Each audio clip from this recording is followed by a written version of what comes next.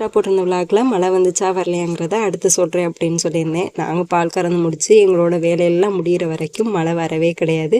பால்லாம் எடுத்துகிட்டு போய் டீலாம் போட்டு குடிச்சிட்டு பசங்க கூட கொஞ்சம் நேரம் இருந்தோம். 8 மணியை போல் தான் அப்படி ஒரு மழை வர்ற மாதிரி இருந்துச்சு. பட் 5 நிமிஷத்தோடு அந்த மழை ஸ்டாப் ஆயிடுச்சு. கரண்ட் மட்டும் வரவே கிடையாது. சரி இன்றைக்கி வந்து ரவை உப்புமா செஞ்சுக்கலாம் அப்படின்னு சொல்லிட்டு செஞ்சுக்கிட்டு இருந்தேன்.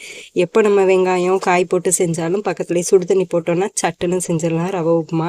வெங்காயம் இதுகள்லாம் கட் பண்ணிகிட்டு இருக்கும்போதே சுடு தண்ணி காய்ச்சிரும். ஒரு 5 நிமிஷத்தில் வந்து உப்புமா ரெடி ஆயிரும்.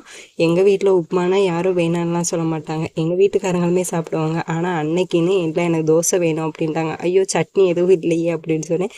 இருந்தாலும் காலையில் வச்ச பருப்பு வச்சு அவங்க சாப்பிட்டுக்கிட்டாங்க. நாங்கள் எல்லோரும் சுட சுட உப்புமா செஞ்சு அதுக்கு சைடிஷாக சீனி வச்சு சாப்பிட்டோம். உங்கள் வீட்டில் யாராச்சும் உப்புமா பிடிக்காதவங்க இருந்தால் கமெண்ட்ஸில் சொல்லுங்கள். உப்புமா கிண்டிகிட்டு இருக்கும்போதே பசங்கள்லாம் பசிக்குதுன்னு கிச்சனுக்குள்ளே வந்துட்டாங்க. அவங்களுக்கு சாப்பாடு கொடுத்து எங்களோட நைட்டு இப்படி தான் போச்சு. தேங்க்ஸ் ஃபார் வாட்சிங்.